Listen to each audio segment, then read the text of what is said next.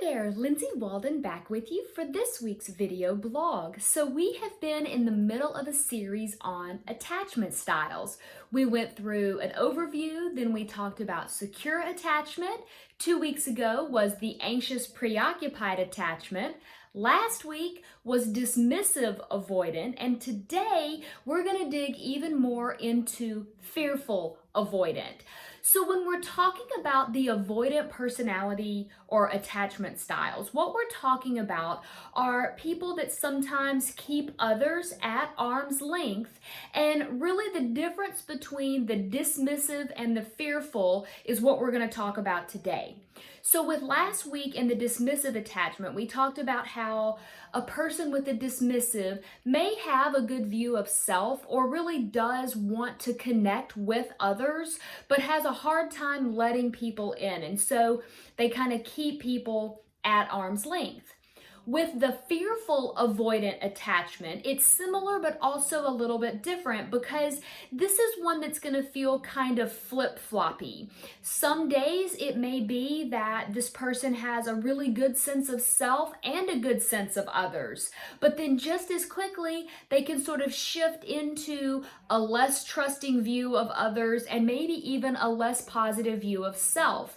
So it starts to feel sometimes really erratic, and it can feel like creating a long-term lasting relationship or one that's based on commitment and trust and security becomes a bit more of a challenge.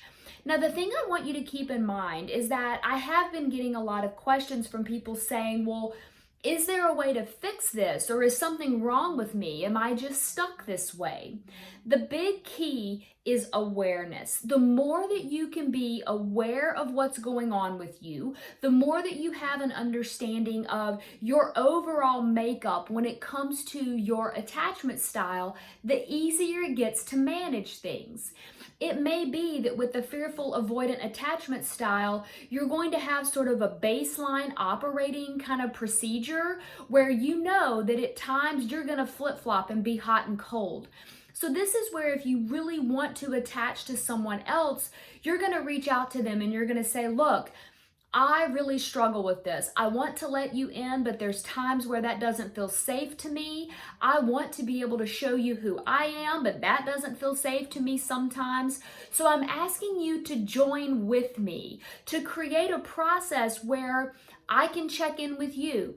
You can check in with me. And if we notice that we're starting to spiral in the things that don't serve our relationship or that don't serve our individual needs, we can sort of call each other on it. Not in a negative or an irritating or a dysfunctional way, but more in a we're balanced, we're in this together, what you need and what I need. We can figure this out. We can understand sort of the language that the other one is speaking and come together and build a really good foundation. It may be that there will also be some triggers that come up from time to time. And some people have also asked, is it possible that this develops more over time? And I think the answer to that is absolutely yes, because if you have an experience where you've let someone in and then you feel like you've been really hurt by that, it may be that it's going to make you a little bit more gun shy, a little bit more, distant from others. That fearful part of you can get activated and triggered. And so you have to learn how to soothe those parts of yourself internally so that it doesn't just kind of run off down a path without you. Remembering that you're the one in control of your choices and how you want to respond to your feelings. This isn't about avoiding your feelings, even though it says fearful avoidant. The avoidant is really more about an action related to avoiding close contact or close connections with others. But the fact that you're fearful of it says that it's an emotionally driven stance in life, and it is possible to learn how to manage. If you have not yet taken your attachment style quiz, in the words with this video, there's a link for you to do that. And I feel like it's a really important thing to know how you're showing up, because then not only do you have a better understanding of yourself and you can kind of know what pitfalls to look out for, you also will have a better sort of footing when you start or get into a relationship, or even if you're already in one, so that you can learn and develop sort of a mechanism for checking in and understanding how your style shows up, how your partner's style shows up, where those things balance and sort of match each other, and where they may get in the way of each other. It's all about awareness and management and learning how to best understand yourself.